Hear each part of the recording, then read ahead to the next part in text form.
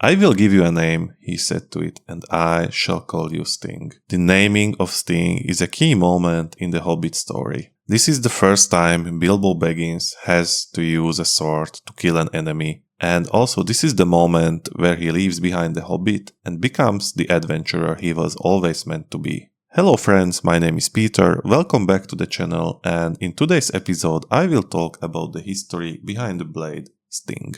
Despite playing a key role in The Hobbit and in The Lord of the Rings and shaping the history of Middle-earth, we do not know much about Sting before it appears in The Hobbit. We know that it was forged in Gondolin by the Noldorin elves, and somehow it managed to survive the fall of the city, and later on it appeared in the Troll Hoard next to two other weapons forged in Gondolin, Glamdring and Orcrist. Before we continue with the story of Sting, I will talk briefly about Gondolin. Gondolin was a hidden city of the Noldor in the First Age, and it was ruled by Turgon. Gondolin stood as the last bastion of the Noldor against Melkor, but the city was sadly destroyed roughly 6,500 years before the events of The Hobbit. After finding the sword, Bilbo uses Sting all the way through The Hobbit, and briefly in The Lord of the Rings too.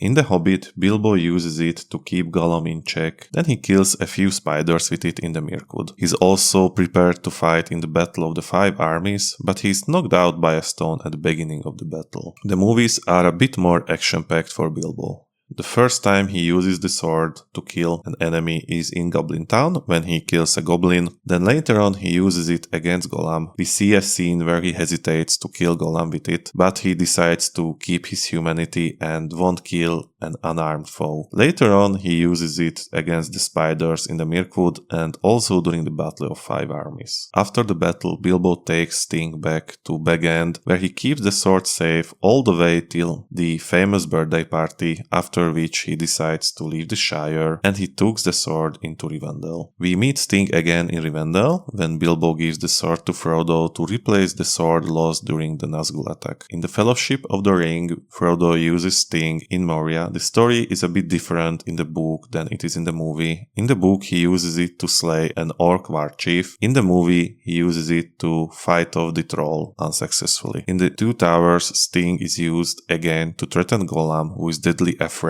of elven-made things, and at the end of the book, Frodo loses the sword after he's stung by Shelob. Sam picks up the sword, and thanks to the sword's unique properties, he manages to fight off Shelob, severely injuring the giant spider. Sam also uses the sword during his search in the Tower of Sritungol, where he kills at least one orc with it. The movies follow a similar pattern, but what is a crucial difference is that Frodo and Sam does not go together into Shelob's lair because Frodo sends Sam away. I think this change was a mistake from the director's side, and after Sam sets Frodo free from Sritungol, he gives back the sword to Frodo, who takes it all the way to Mount Doom. After the rescue by the Eagles, he returns to the Shire with Sting on his side. We do not know if Frodo takes Sting to Valinor or not. If he leaves it in the Shire, Sam is the new owner of Sting.